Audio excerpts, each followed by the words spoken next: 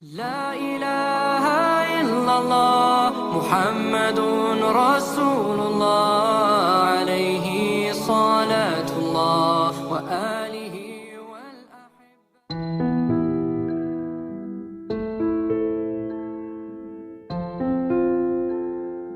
Bismillahirrahmanirrahim. Assalamualaikum warahmatullahi wabarakatuh. Allah Subhanahu wa Ta'ala memerintahkan manusia untuk selalu berprasangka baik dan melarang perbuatan prasangka buruk, karena prasangka buruk bisa mengakibatkan seseorang memiliki karakter merasa paling benar dan merendahkan orang lain. Manusia seringkali terkecoh dengan wajah atau tampilan seseorang. Mereka yang berwajah atau penampilan tak sedap dipandang seringkali dinilai rendah, padahal dalam pandangan Allah Subhanahu wa Ta'ala bisa jadi memiliki derajat yang mulia. Rasulullah Shallallahu Alaihi Wasallam menegaskan dalam hadisnya dari Abu Hurairah, ia berkata bahwa Rasulullah Shallallahu Alaihi Wasallam bersabda, sesungguhnya Allah tidak melihat pada bentuk rupa dan harta kalian, akan tetapi Allah hanyalah melihat pada hati dan amalan kalian. Hadis riwayat Muslim. Jelas benar apa yang disampaikan teladan kita Rasulullah Muhammad Sallallahu Alaihi Wasallam, bahkan menampar kita yang seringkali memandang rendah orang lain dan merasa diri kita lebih tinggi dari orang lain. Terkait hal ini, Rasulullah Sallallahu Alaihi Wasallam juga mengabarkan bahwa di antara umatnya ada orang-orang yang memiliki penampilan buruk dalam pandangan orang lain, sehingga mereka kerap dicibir dan diusir. Namun sebaliknya, dalam pandangan Allah Subhanahu wa Ta'ala, mereka memiliki kemuliaan di sisinya. Dari Abu Hurairah, Nabi Shallallahu Alaihi Wasallam bersabda, berapa banyak orang yang rambutnya kusut dan tertolak di pintu-pintu manusia, namun sekiranya ia bersumpah atas nama Allah, niscaya Allah pun mengabulkannya. Hadis riwayat Muslim. Dalam syarahnya pada bab Fadlu al-Du'afa wa al-Khamilin, yakni keutamaan kalangan duafa dan tersembunyi, Imam Al-Nawawi menjelaskan hadis itu sebagai berikut. Maknanya, sekiranya orang itu bersumpah untuk terjadinya sesuatu, maka Allah pun merealisasikannya sebagai bentuk pemuliaan terhadap orang tersebut dengan mengabulkan permintaannya dan juga untuk menjaganya agar tidak menyelisihi sumpahnya. Hal tersebut karena tingginya kedudukan orang itu di sisi Allah, meskipun ia hina dalam pandangan manusia. Dijelaskan pula bahwa makna sumpah di sini maksudnya adalah doa. Orang-orang yang dimaksud dalam hadis tersebut adalah para wali Allah dari kalangan duafa, tersembunyi dan jauh dari popularitas, sebagaimana dijelaskan oleh Al-Munawi dalam Faid Al-Qadir.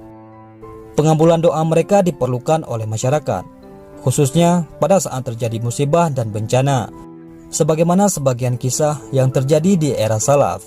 Seorang tokoh generasi tabi'in, Muhammad bin Al-Munkadir, bertutur, ada sebuah tiang di Masjid Nabawi yang biasanya saya pakai untuk menghadapnya di dalam sholat dan juga untuk duduk bersandar. Ketika itu penduduk Madinah sedang dilanda kemarau panjang. Mereka sudah keluar melakukan sholat istisqa, namun hujan belum juga turun. Pada suatu malam, saya beristirahat sambil bersandar pada tiang tersebut seusai mengerjakan sholat isya di Masjid Nabawi. Tiba-tiba datanglah seorang laki-laki berkulit hitam yang mengenakan jubah dan syal di lehernya. Ia maju menghadap tiang di bagian depan, sementara saya bersembunyi di balik tiang di belakangnya.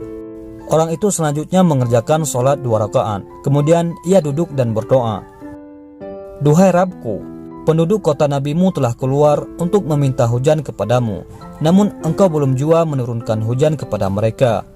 Maka aku bersumpah atas namamu agar kiranya engkau menurunkan hujan kepada mereka. Saya pun bergumam, orang ini pasti orang gila.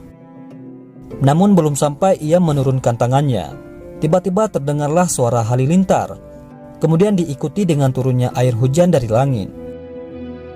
Ketika mendengar suara hujan, ia pun memuji Allah dengan berbagai pujian yang belum pernah saya dengar.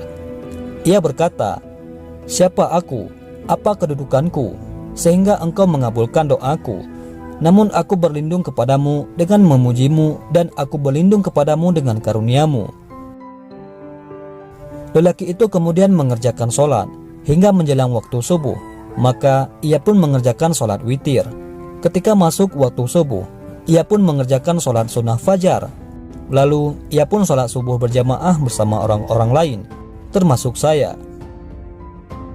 Demikian kurang lebih penuturan Muhammad bin Al-Munkadir. Selanjutnya, Muhammad bin Al-Munkadir berusaha mengikuti dan mengetahui identitas orang tersebut. Tak lama kemudian, upaya itu berhasil. Ketika perbuatan dan identitasnya diketahui oleh Muhammad bin Al-Munkadir, orang itu pun pergi menghilang dengan meninggalkan kediamannya.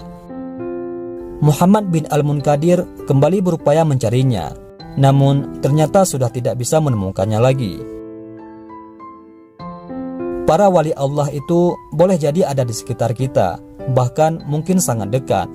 Mereka tersembunyi, tak menampakkan kesolihannya. Dan sebagai manusia biasa, saat ini kita tentu sangat membutuhkan doa-doa mereka agar pandemi yang terjadi saat ini segera dihilangkan oleh Allah Subhanahu wa taala. Wallahu a'lam bishawab. Mudah-mudahan bermanfaat. Assalamualaikum warahmatullahi wabarakatuh.